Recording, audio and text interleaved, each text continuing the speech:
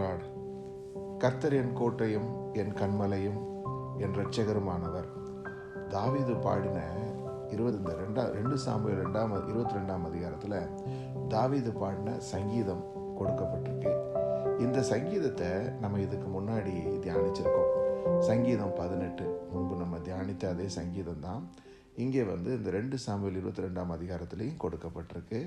இதில் இந்த சங்கீத வரிகளில் கொஞ்சம் வார்த்தைகளை நம்ம தியானித்து விட்டு அதுக்கு பிறகு சங்கீதம் 23 ஒரு 5 வசனங்களையும் நம்ம பார்ப்போம். அது தாவீது பாடின கடைசி சங்கீதம் அப்படின்னு கொடுக்கப்பட்டிருக்கு. இந்த 2 சாமுவேல் 22 அதிகாரத்தில் இந்த சங்கீதத்தை வரிகளை நம்ம பார்க்கும்போது 2 பகுதிகளாக பார்க்கலாம். ஒன்று என்னென்னா, ஆண்டவரை நோக்கி பாடுன பொழுதெல்லாம் தாவீது கர்த்தரை நோக்கி அபயமிட்டு அவரிடத்துல உதவியை கேட்டு ஜெபித்த பொழுதெல்லாம் எப்படி கர்த்தர் அவருக்கு பதில் கொடுத்தாரு, ஆபத்து நேரத்தில் எப்படி தப்பு வைத்தார் அப்படிங்கிறத குறித்து ரொம்ப உருக்கமாக இதில் எழுதியிருக்கிறார். இதை நம்ம வாழ்க்கையோடு தொடர்பு படுத்த முடியும். நமக்கு தெரியாத ஆபத்துகள் நம்மை நெருக்குகிற பொழுது எப்படி தேவன் நமக்கு சகாயம் செய்வார் என்பதை. 2வது பகுதி பார்த்திங்கன்னா, கர்த்தருக்கு நான் பாத்திரவானாய் நடந்து கொண்டேன் என்று தன்னுடைய துர்க்குணத்துக்கு தன்னை அவர் காத்து கொண்டு கர்த்தருக்கு முன்பாக உத்தமமான ஒரு இருதயத்தை வைத்து கொள்வதற்கு அவருடைய போராட்டம், பிரயாசம், அதை பற்றியும் தாவீது எழுதுகிறார். ஏன்னா இது 2 பக்கமும் இருக்குது. ஒன்று, when we praise God's faithfulness, God's protection and God's providence, இதெல்லாம் நம்ம உயர்த்தி நம்ம பாடுகிற அதே நேரத்தில் நம்ம உத்தமமாக நடந்து கொள்ளணும். நம்மளுடைய நடக்கை கர்த்தருடைய பார்வைக்கு முக்கியமானது. நம்ம துர்க்குணத்தில் நடந்து கொள்ளக்கூடாதுங்கிற ஒரு செகண்ட் பார்ட்டும் ரொம்ப முக்கியமாக இருக்குது. ஸோ இந்த 2 பார்ட்டும் நம்ம இந்த சங்கீதத்தில் பார்க்க முடியுது. வாசிக்கலாம். 1ஆம் வசனத்திலிருந்து, கர்த்தர் தாவீதை அவனுடைய எல்லா சத்துருக்களின் கைக்கும் சவுலின் கைக்கும் நீங்களாக்கி விடுவித்த போது அவன் கர்த்தருக்கு முன்பாக பாடின பாட்டு. கர்த்தர் என் கன்மலையும் என் கோட்டையும் என் இரட்சகருமானவர். தேவன் நான் நம்பி இருக்கிற துருகமும் என் கேடகமும் என் இரட்சணிய கொம்பும் என் உயர்ந்த அடைக்கலமும் என் புகலிடமும் என் இரட்சகருமானவர். என்னை வல்லடிக்கு நீங்களாக்கி ரட்சிக்கிறவர் அவரே. ஸ்துதிக்கு பாத்திரராகிய கர்த்தரை நோக்கி கூப்பிடுவேன். அதனால் என் சத்துருக்களுக்கு நீங்களாக்கி ரட்சிக்கப்படுவேன். மரண அலைகள் என்னை சூழ்ந்து கொண்டு துர்ஜன பிரவாகம் என்னை பயப்படுத்தினது. பாதாள கட்டுகள் என்னை சூழ்ந்து கொண்டது. மரண கண்ணிகள் என் மேல் வீழ்ந்தது. எனக்கு உண்டான நெருக்கத்திலே கர்த்தரை நோக்கி கூப்பிட்டு என் தேவனை நோக்கி அபயமிட்டேன். தமது ஆலயத்திலிருந்து என் சத்தத்தை கேட்டார். என் கூப்பிடுதல் அவர் செவிகளில் ஏறிற்று. அப்பொழுது பூமி அசைந்து அதிர்ந்தது. அவர் கோபம் கொண்டபடியால் வானத்தின் அஸ்திவாரங்கள் குலுங்கி அசைந்தது. அவர் நாசியிலிருந்து பட்சிக்கிற புகை எழும்பிற்று. அவர் வாயினின்று அக்கினி புறப்பட்டது. அதனால் தழல் மூண்டது. வானங்களை தாழ்த்தி இறங்கினார். அவர் பாதங்களின் கீழ் காரிருள் இருந்தது. கேருபீன்களின் மேல் ஏறி வேகமாய் சென்றார். காற்றின் செட்டைகளின் மீதில் தரிசனமானார். ஆகாயத்து மேகங்களிலே கூடிய தண்ணீர்களின் இருளை தம்மை சுற்றிலும் இருக்கும் கூடாரமாக்கினார். அவருடைய சந்நிதி பிரகாரத்தினால் நெருப்பு தழலும் எரிந்தது. கர்த்தர் வானத்திலிருந்து குமுறி உன்னதமானவர் தமது சத்தத்தை தொனிக்க பண்ணினார். அவர் அம்புகளை எய்து அவர்களை சிதற அடித்து மின்னல்களை பிரயோகித்து அவர்களை கலங்க பண்ணினார்.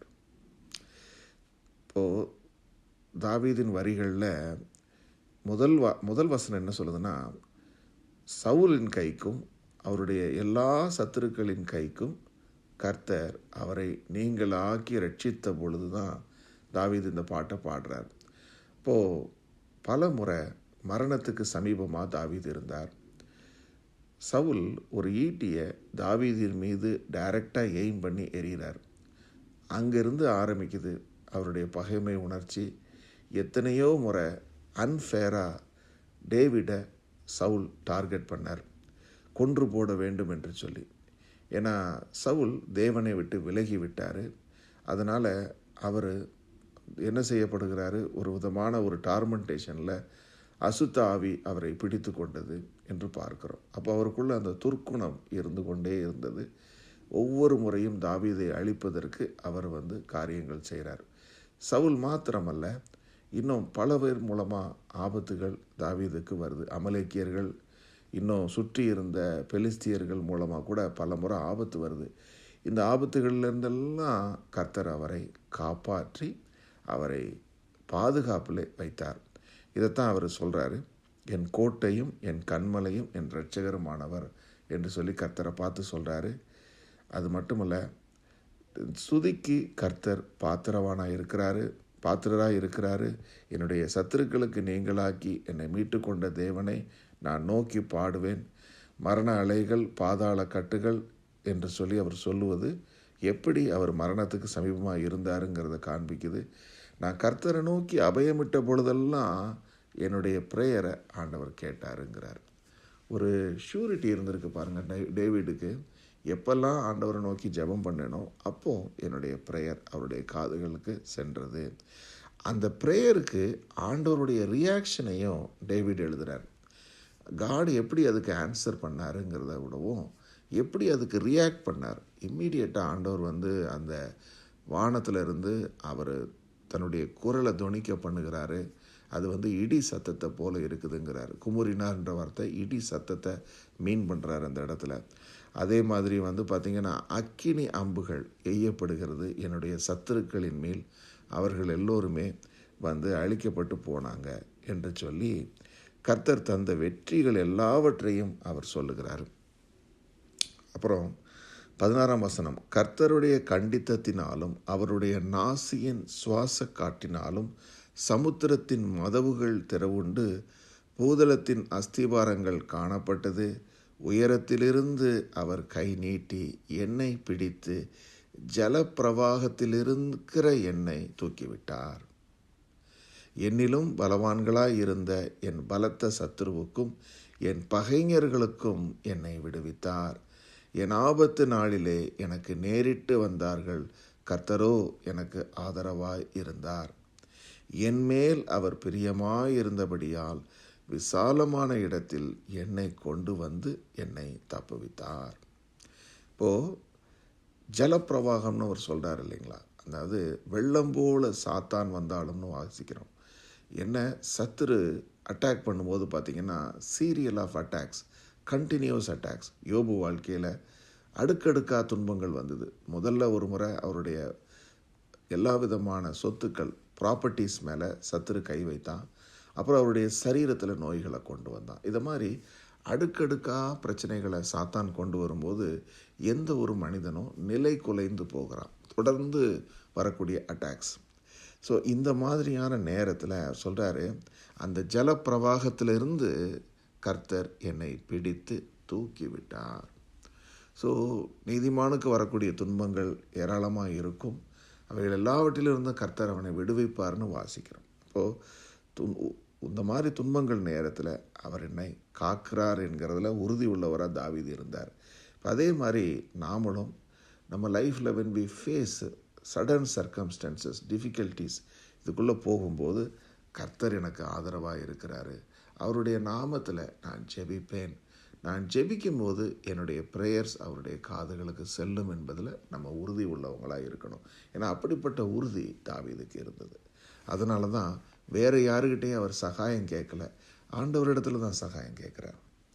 எவ்ரி டைம் என்ன ப்ராப்ளம், ஒரு நெருக்கம் வந்துருச்சு, ஒரு இக்கட்டு வந்துருச்சுன்னா முதல்ல அவர் ஓடின இடம் கர்த்தருடைய சமூகம் தான். மற்றவர் எங்கேயும் அவர் ஆறுதல் தேடவும் இல்லை, ஆலோசனை கேட்கவும் இல்லை, கர்த்தரையே ஆலோசனை கேட்குறாரு. ஸோ அப்படி அவர் செய்ததுனால கர்த்தர் அவருக்கு உடனடியாக பதில் கொடுத்து அவரை தூக்கி விடுகிறார். சரி, உடனே ரிலீஸ் வந்துருச்சான்னு பார்த்தா இல்லை, அதுக்கு காலதாமதமானது. சவுலுக்கு முன்பாக தாவீது எத்தனையோ வருடங்கள் ஓடிக்கொண்டே இருக்க வேண்டிய சூழ்நிலை வந்தது. இல்லை, முக்கியமாக என்னென்னா கர்த்தருக்கு முன்பாக தாவீது உத்தமமாக இருந்ததுனால இவர் சவுலை அழிக்கணும்னு எப்போதுமே நினைக்கல. சவுல் தாவீதை கொல்லணும்னு நினைக்கிறான். எத்தனையோ முறை தாவீதுக்கு சான்ஸ் கிடைக்குது. சவுலுக்கு பக்கத்தில் போய் அவரை பார்க்கும்படியாக அவர் தூங்கிக்கிட்டு இருக்கும்போது இவரால் என்ன செஞ்சுருக்க முடியும்? ஆயுதத்தை எடுத்து அவரை கொண்டு இருக்க முடியும். ஆனால் செய்யலை. அவருடைய வஸ்திரத்தின் ஒரு ஓரத்தை மாத்திரம் அவர் கிழித்து எடுத்து கொண்டு போகிறார். எதுக்காக? எனக்கு வாய்ப்பு கிடைத்தது, ஆனால் நீர் ஒரு தேவ மனுஷன், கர்த்தர் உம்மை தெரிந்து கொண்டார் ராஜாவா, உன் மேலே நான் கை போட மாட்டேன் என்று சொல்லி கர்த்தருக்கு முன்பாக தன்னுடைய உத்தமத்தை அவருக்கு காண்பித்தார்.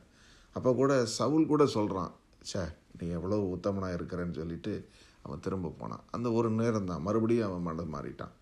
ஆனால் தாவீது பார்த்திங்கன்னா இந்த மாதிரி ஓடிக்கொண்டே இருந்தாரே தவிர எங்கேயும் அவர் பெர்மனெண்ட்டாக இருக்க முடியல. அப்போ எவ்வளவு அஃப்ளிக்ஷன் இருந்திருக்கும். அந்த நேரத்திலெல்லாம் அவர் உத்தமத்தை காப்பதற்கு எது உதவிற்று? அவர் சகாயத்தை கேட்டு ஜெபிக்கிற கர்த்தர் உண்மையுள்ளவர், நீதி உள்ளவர் என்பதை அறிந்தவராக தன்னையும் உத்தமத்தில் அவர் காத்து கொண்டார் தாவீது. அதனால தான் அது நடந்தது என்று பார்க்க போட்டிருக்காரு. என் மேல் அவர் பிரியமாக இருந்தபடினால்ங்கிறார். எவ்வளோ கான்ஃபிடென்ஸ் பாருங்கள். கர்த்தர் என் மேலே பிரியமாக இருக்கிறாரு, அதனால் என்னை தப்புவித்தார் என்று சொல்கிறார். அந்த அளவுக்கு அவருக்கு இருக்குது. அடுத்தது, எப்படி நம்ம நீதி உள்ளவங்களாக இருக்கணும் என்று தாவீதின் வரிகளில் வாசிக்கிறோம். கர்த்தர் என் நீதிக்கு தக்கதாக எனக்கு பதிலளித்தார், என் கைகளின் சுத்தத்திற்கு தக்கதாக எனக்கு சரி கட்டினார். அப்போது கர்த்தருடைய பாதுகாப்பும் அவருடைய அனுகூலமும் நிபந்தனைக்குட்பட்டதாக இருக்குது. கர்த்தர் தயவுள்ளவர், எல்லோருக்கும் அவர் பதில் கொடுக்கிறார். ஆனால் தேவனை அறிந்த பிள்ளைகள் என்ன செய்யணும்? உத்தமத்தில் நடக்கணும். அதைத்தான் தாவீது இந்த வரிகளில் சொல்கிறாரு. என்னுடைய நீதிக்கு தகுந்த மாதிரி தான் எனக்கு பதில் அளித்தார், என் கைகளின் சுத்தத்திற்கு தகுந்த மாதிரி எனக்கு சரி கட்டினாருங்கிறார். அப்போது தாவீது வாழ்க்கையில் அப்ஸ் அண்ட் டவுன்ஸ் இருந்திருக்குது. தவறாக முடிவு செய்த நேரத்தில் அவர் அதற்கான சிக்ஷையை பெற்றுக்கொண்டார். சரியான நேரத்தில் ஆண்டவர் சரியான விஷயத்தை அவர் வாழ்க்கையில் கொண்டு வரார். சரி, அதை தான் அவர் சொல்கிறார். கர்த்தருடைய வழிகளை காத்து கொண்டு வந்தேன், நான் என் தேவனுக்கு துரோகம் பண்ணினது இல்லை. அவருடைய நியாயங்களை எல்லாம் எனக்கு முன்பாக நிறுத்தினேன், நான் அவருடைய பிரமாணங்களை விட்டு விலகாமல் அவர் முன்பாக மன உண்மையாயிருந்து என் துர்க்குணத்துக்கு என்னை விலக்கி காத்து கொண்டேன். பார்த்தீங்களா? கர்த்தருடைய பிரமாணம் என்பது நியாயப்பிரமாணத்தை இங்கே சொல்லுகிறாரு. ஏன்னா தாவீது வாழ்ந்த நாட்களில் அவர் நியாயப்பிரமாணத்தில் தான் கடைப்பட்டு வந்தவங்களாக இருந்தாங்க. அந்த நியாயப்பிரமாணத்தில் கொடுக்கப்பட்டிருக்கக்கூடிய கட்டளைகள் இதெல்லாம் கரெக்டாக ஃபாலோ பண்ணி டேவிட் வாழ்ந்திருக்கிறாரு. அப்போ இன்றைக்கும் நம்ம தேவனுடைய பிரமாணம், ஆண்டவராகிய இயேசு கிறிஸ்துவின் உபதேச சட்டத்துக்கு கீழ்ப்படுகிறோமா? நம்ம ஆண்டவர் மத்தேயு 5:6-7 கொடுத்துருக்கிறாரு. எப்படி நம்ம மற்றவர்களை மன்னித்தல், அது மாத்திரமல்ல தாழ்மை உள்ளவர்களாக இருத்தல், தேவனுக்கு முன்பாக எப்போதும் நம்ம அறையை பூட்டி ஜெபம் பண்ணுதல், இன்னும் நிறைய காரியங்களை ஆண்டவராகிய இயேசுப்பா நமக்கு கொடுத்துருக்கிறார். உபதேச சட்டம் இதுக்கெல்லாம் நம்ம கீழ்ப்படுகிறோமாங்கிறத பார்க்கணும். ஏன்னா இதை சொல்கிறாரு, அது மாதிரி நான் இருந்ததுனால என்னுடைய துர்க்குணத்துக்கு நான் என்னை விலக்கி காத்து கொண்டேன். அப்போ துர்க்குணம் நமக்கு வருது, நம்முடைய சிந்தனைகளில், நம்முடைய மாம்ச சிந்தையில் வருது. இதுக்கு விலக்கி காத்து கொள்ள வேண்டும் என்று சொன்னால் நம்ம கர்த்தருடைய பிரமாணங்களை கை கொள்ள வேண்டும் என்பதுதான். ஆகையால் கர்த்தர் என்னை நீதிக்கு தக்கதாகவும் தம்முடைய கண்களுக்கு முன் இருக்கிற என் சுத்தத்திற்கு தக்கதாகவும் எனக்கு பலனளித்தார். தயவுள்ளவனுக்கு நீர் தயவுள்ளவராயும், உத்தமனுக்கு நீர் உத்தமராயும், புனிதனுக்கு நீர் புனிதராகவும், மாறுபாடானவனுக்கு நீர் மாறுபாடுவராகவும் தோன்றுவீர். பாருங்கள், இன்னொரு விஷயம் இந்த இடத்துல சொல்கிறாரு, அவனவனிடத்தில் இருக்கிற நீதிக்கு தகுந்த மாதிரி, சுத்தத்துக்கு தகுந்த மாதிரி தான் அவர் பலன் கொடுப்பார் என்று சொல்கிறார். அப்போது நான் மாறுபாடு உள்ள ஒரு மனிதனாக, நான் ஒரு ஒரு அநீதி உள்ளவனாக இருப்பேன் என்று சொன்னால் நான் கர்த்தரிடத்திலிருந்து எப்படி நீதியை எதிர்பார்க்க முடியும்? ஏன்னா என் கையிலே குற்றம் இருக்கிறது, நான் ஒரு மாறுபாடு உள்ள ஒரு மனிதனாக இருக்கிறேன். அநீதியாய் பிடிக்கப்பட்ட விஷயங்கள் என்னிடத்துல இருக்கும்போது நான் எப்படி நீதியை கர்த்தரிடத்தில் கேட்டு வாங்குவது? ஏன்னா கர்த்தர் நீதி உள்ளவராக இருக்கிறாரே.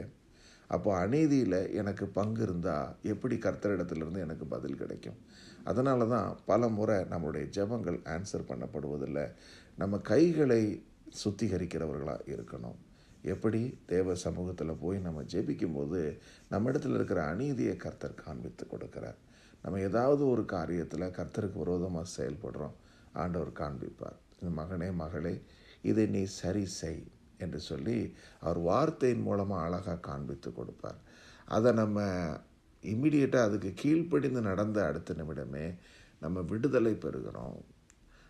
அதன் மூலமாக தான் விடுதலைக்குள்ளே வர முடியுமே தவிர நம்ம மனசாட்சியில் காட்டப்படுவோம். நீ அதுக்கு கீழ்ப்படியில், அதனால தான் உனக்கு இது நடக்கலை அப்படின்ற மாதிரி நமக்கு அந்த ஃபீலிங்ஸ் வரும்போது நம்ம என்ன செய்கிறோம்? we go and declare our sins to the Lord. தேவனிடத்தில் மறைப்பதில்லை, அறிக்கை செய்கிறோம். ஆண்டவரே, இந்த மாதிரி காரியங்கள் இருக்குது, உண்மைதான் என் வாழ்க்கையில், இதை நான் சரி செய்கிறேன், எனக்கு உதவி செய்யுங்கன்னு சொல்லி when we are trying to bring ourselves down, நம்ம தாழ்த்தி நம்ம ஒப்பு கொடுக்கும்போது கர்த்தர் அந்த நீதியை நம்ம வாழ்க்கையில் கொண்டு வர்றாரு. அதை விட்டு விட்டால் என்ன ஆகிடுது? ஒரு மாறுபடுகிறவனாக இருக்கிறவனுக்கு கர்த்தர் மாறுபடுகிறவராகவே தோன்றுகிறார்னு போட்டிருக்கு. அப்போது நான் ஒரு இம்மோரல் பர்சனாக இருக்கும்போது எனக்கு வரக்கூடியது எல்லாமே ஆபத்துகளும் உபத்திரவமாக வரும் என்பதை பார்க்குறோம். அதே நேரத்தில் புனிதனுக்கு நீர் புனிதராக இருக்கிறீர், தயவுள்ளவனுக்கு நீர் தயவுள்ளவராக இருக்கிறீர், உத்தமனுக்கு நீர் உத்தமராக இருக்கிறீர். அப்போது நம்ம தேவனுடைய இரக்கம், அன்பு, தயவு இவைகளை நற்சீர் பொருந்தினவர்களாக இருக்கும்போது இதே காரியங்களை நமக்கு கைமாறாக தேவன் கொடுக்கிறார் என்பதை பார்க்க முடியுது. சிறுமைப்பட்ட ஜனத்தை ரட்சிப்பீர், மேட்டிமையானவர்களை தாழ்த்த உம்முடைய கண்கள் அவர்களுக்கு விரோதமாய் திருப்பப்பட்டிருக்கிறது. கர்த்தராகிய தேவரீர் என் விளக்காயிருக்கிறீர், கர்த்தர் என் இருளை வெளிச்சமாக்குகிறவர். அந்தகார இருள் நம்ம வாழ்க்கையில் சூழ்கிறது. எப்போ தெரியுமா? வேத வசனத்தை குறித்த அறிவில்லாதவர்களா, தேவனுடைய சித்தத்தை புரிந்து கொள்ளாதவர்களாக இருக்கும்போது அறியாமையாகிய இருள் நம்மை ஆட்கொள்ளுகிறது. அப்போ என்ன செய்து விடுகிறோம்? நம்ம தீமைக்கு உடன்பட்டு விடுகிறோம். அக்கிரம காரியத்தை செய்வதற்கு நம்மை விற்று போடுகிறோம். அந்த மாதிரி நம்ம போகாமல் இருக்கணும்னா கர்த்தருடைய வசனம் நமக்கு வெளிச்சமாக இருக்குது. ஏன்னா நீங்கள் எந்த ஒரு காரியத்தை செய்தாலும் தேவனுடைய சித்தத்தின்படி இருக்குதான்னு பார்த்து கொள்வதற்கு எங்கேயாவது தேவனுடைய பிரமாணத்தை இது வயலேட் பண்ணுதான்னு முதல்ல பார்க்கணும். நான் இப்படி பேசுவதோ, நான் இப்படி நடந்து கொள்வதோ, நான் ஒன்றை பெற்றுக்கொள்வதோ, மற்றவர்களுக்கு கொடுப்பதோ, எதுவாக இருந்தாலும் இது தேவனுடைய பிரமாணத்தை எங்கேயாவது மீறுதான்னு நம்ம பார்க்கணும். அதை பார்த்து விட்டு அதுக்கு பிறகு ஜெபம் செய்து அந்த காரியத்தில் செய்யும்போது முழு நிச்சயம் உள்ளவர்களாக செய்கிறோம். அப்படி இல்லைன்னு சொன்னால் ஒரு பொதுவான நாலேஜ், பொதுவான ஐடியாவில் நம்ம பல காரியங்களை செய்வோம், அது சரியானதாக இருக்காது. அப்படி செஞ்சிட்டோம்னு சொன்னால் அதுக்கு பிறகு என்ன உண்டாயிரும்? நமக்குள்ள ஒரு மன வருத்தம் உண்டாயிரும். ஏதோ ஒன்று நம்ம சரியாக செய்யலை என்பதாக ஒரு வருத்தம் உண்டாயிரும். அதை பின்னாளில் விசாரிக்கும் போது கர்த்தர் காண்பித்து கொடுப்பார். இப்போ சில சமயத்திலலாம் பார்த்திங்கன்னா ஒரு பொருள் வாங்கணுங்கிற ஆசை இருக்கும், அது மாம்சத்தினுடைய ஒரு ஆசையாகவே இருக்கும். அதை தேவனிடத்தில் போய் கேட்டு அவருடைய பிரமாணத்தின்படி நான் ஆராய்ந்து பார்த்து இது தேவைதானா என்று உணர்ந்து செய்தால் அதை பெற்றுக்கொள்வதில் சமாதானம் இருக்கும். அப்படி இல்லைன்னா அந்த பொருள் வந்த உடனேயே சமாதான குறைவை ஏற்படுத்தும் நம்மளுடைய இருதயத்தில். ஸோ இப்படித்தான் நமக்கு அது ஒரு அன்றாட ஒரு போராட்டமாக இருக்குது. ஸோ அந்த மாதிரி ஒரு இருளுக்குள்ளே நம்ம போகாதபடி கர்த்தர் தான் நமக்கு வெளிச்சமாக இருந்து நம்மை காப்பாற்றுகிறார்.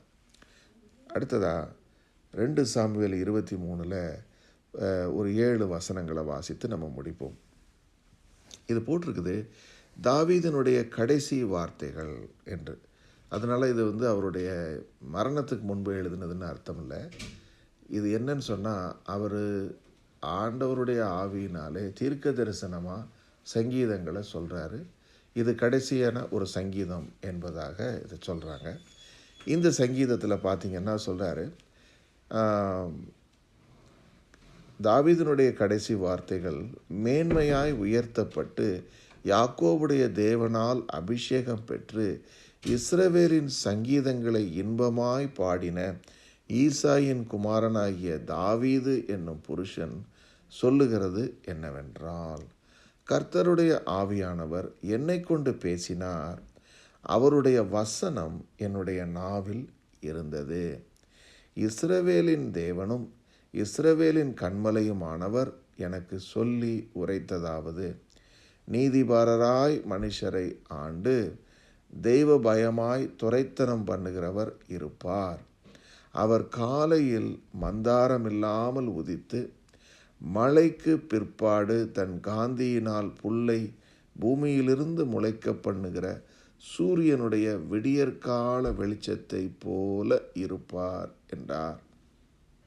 ஸோ தேவனாகிய கர்த்தர் அதிகாலையிலே உதயமாகிற சூரியன் எப்படி மேகம் எதுவும் இல்லாமல் ஒரு மந்தாரம் இல்லாமல் ஒரு வெளிச்சமாக உதிக்குதோ அதே மாதிரி இருக்கிறாரு. அந்த சூரிய ஒளியினாலே இந்த தாவரங்கள் எப்படி அழகாக முளைக்குதோ அதே போல் அவர் முளைக்கச் செய்கிறார் என்பதா இங்கே சொல்கிறார். கர்த்தருடைய ஆவியானவரை கொண்டு தான் இந்த சங்கீதங்களை தாவீது எழுதினார் அப்படிங்கிறதுக்கு இந்த வசனங்கள் ஒரு சாட்சியாக இருக்குது. சொல்கிறார், ஆவியானவர் என்னை கொண்டு பேசினார், அவருடைய வசனம் என்னுடைய நாவில் இருந்தது.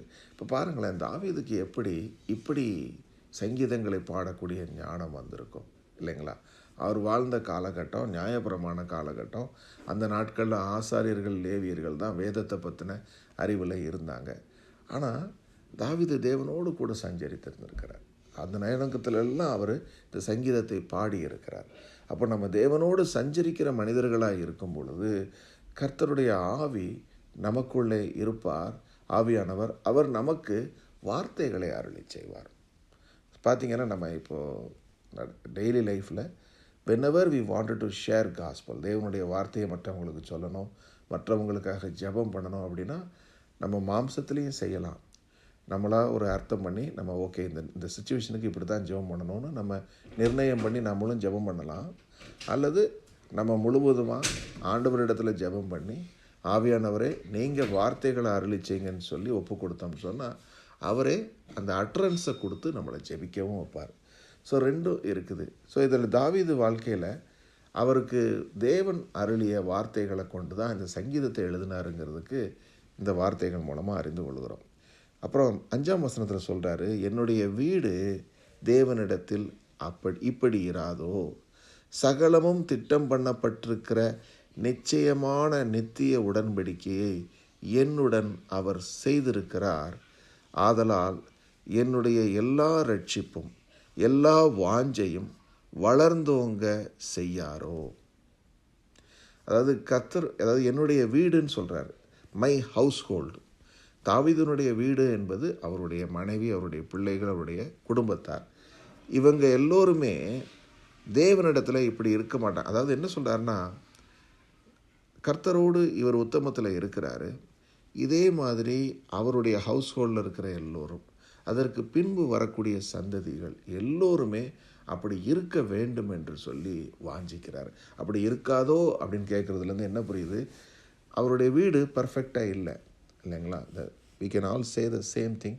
நம்மளும் நம்மளுடைய வாழ்க்கையில் நம்ம தேவனிடத்தில் கிட்டி சேருகிற பொழுதெல்லாம் என்ன உணர்கிறோம், அதோ இதே போல் என் குடும்பத்தில் இருக்கிற எல்லோரும் ஆண்டவரிடத்தில் கிட்டி சேரணும், நம்ம குடும்பமாக சேர்ந்து ஜெபிக்கணும், குடும்பமாக தேவனிடத்தில் ஒருமனப்பட்டு இருக்கணும்னு நம்ம வாஞ்சிக்கிறோம் இல்லைங்களா? அதே மாதிரி தான் தாவீதுக்கும் அந்த வாஞ்சை இருந்திருக்குது. ஏன்னா அவருடைய ஃபேமிலி லைஃப்பில் நம்ம பார்க்குறோம், மெனி சில்ட்ரன்ஸ் ஹீ ஹேடு. அப்போது எல்லோருமே தேவனிடத்தில் ஒருமனப்பட்டு இருந்தாங்களா? இல்லை, நம்ம அப்படி பார்க்க முடிவதில்லை. ஆனால் ஒரு விஷயம் சொல்கிறாரு, கர்த்தர் என்னோடு உடன்படிக்கை பண்ணியிருக்கிறாரு, ஆகையினால் அதை நிறைவேற்றுவார் என்கிற ஒரு நிச்சயம் உள்ளவராக இருக்கிறார். அது போட்டிருக்காரு பாருங்கள், அவர் எனக்கு நித்திய உடன்படிக்கை என்னோடு செய்திருக்கிறாரு, ஆதலால் என்னுடைய எல்லா ரட்சிப்பும் எல்லா வாஞ்சையும் வளர்ந்தோங்க செய்யாரோ என்பது ஒரு நம்பிக்கையின் அடிப்படையிலான ஒரு வார்த்தை. எனக்கு நிச்சயமாகவே அவர் செய்வார். இப்போ இதே போல் நம்மளும் we remember the covenant God has made with us. நமக்கோடு ஆண்டவராகிய இயேசு கிறிஸ்து ஒரு புதிய உடன்படிக்கையை செய்திருக்கிறார். அது அவருடைய இரத்தத்தினாலான உடன்படிக்கை. அதன் மூலமாக நம்ம தேவனுடைய சுவிகார புத்திரர்களாக நம்ம மாறி இருக்கிறோம். இதை செய்தவர் கர்த்தர் தான் என்று புரிந்து கொள்கிறோம். இதே போல் நம் குடும்பத்தாரும் நம்ம அயலகத்தார் ஒவ்வொருத்தரும் ரட்சிக்கப்பட்டு ஆண்டவரிடத்தில் அவருடைய ஆவியினால் வழி நடத்தப்பட வருவார்கள்.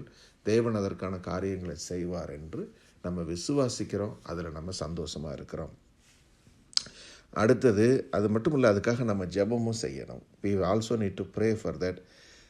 ஆனால் பேலியாளின் மக்கள் அனைவருமோ கையினால் பிடிக்கப்படக்கூடாததாய் எரிந்து போடப்படப்பட்ட முள்ளுக்கு சமமானவர்கள். அவைகளை ஒருவன் தொடப்போனால் இருப்பாயுதத்தையும் ஈட்டியையும் கெட்டியாய் பிடித்து கொள்ள வேண்டும். அவைகள் இருக்கிற இடத்தில்தானே அக்கினியினால் மற்றும் சுட்டெரிக்கப்படும் என்றான். ஸோ இப்படி இல்லாமல் நம்ம இருந்தோன்னு வைங்க, தேவனிடத்தில் கிட்டி சேரலை, நான் ஒரு பொதுவான ஒரு தேவ நம்பிக்கை உள்ள ஒரு ரிச்சுவல் கிறிஸ்டியனாகவே நான் வாழ்ந்துக்கிறேன், அல்லது நான் ஆண்டவருக்கு எனக்கும் அதிக இது இல்லை, நான் என்னுடைய ரெகுலர் இதில் நான் இது பண்ணுறேன் அப்படின்னு இருக்கிறவங்களுக்கு என்ன ஆகிடும்? They will become wicked generation. பேலியாளின் மக்கள் என்ன? Wicked people. இவங்க என்ன?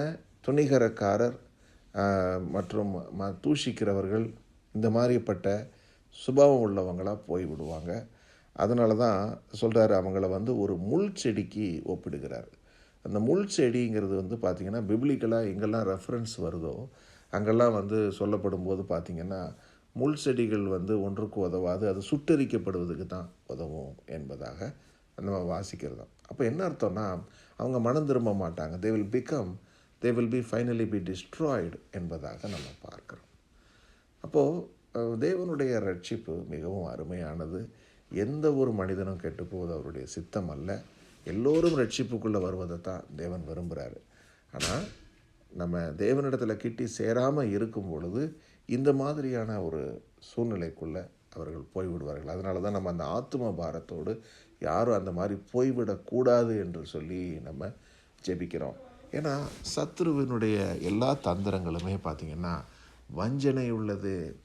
நம்ம எதிர்பார்த்துருக்கவே மாட்டோம். நல்ல பீப்புளாக இருந்திருப்பாங்க, ஆண்டவர் உண்மையாக ஃபாலோ பண்ணியிருப்பாங்க. ஏதாவது ஒரு சந்தர்ப்பத்தில் சத்துரு வஞ்சித்து அவங்களுடைய மனதை, இருதயத்தை கடினப்படுத்தி இருப்பான். தேவனை பற்றி தவறாக அவங்களுக்கு ஒரு எண்ணத்தை கொடுத்து, நீ என்ன ப்ரேயர் பண்ணி என்ன பிரயோஜனம், ஏதாவது ஒரு டிஸ்கரேஜ்மெண்ட்டை கொண்டு தேவனை விட்டு வழுக செய்யக்கூடிய ஒரு காரியம் விடுகிறது. அதனால தான் பார்த்திங்கன்னா நம்ம சேர்ந்து வேதத்தை ஒவ்வொரு நாளும் தியானிக்கும்போது நமக்குள்ளே தேவன் சஞ்சரிக்கிறார். நமக்கு அந்த இக்கட்டான சூழ்நிலைகள் வந்தாலும் நம்ம நம்பிக்கை உள்ளவர்களாக எப்போது இருப்பதற்கு தேவன் நம்மை பலப்படுத்துகிறார். ஆமென்.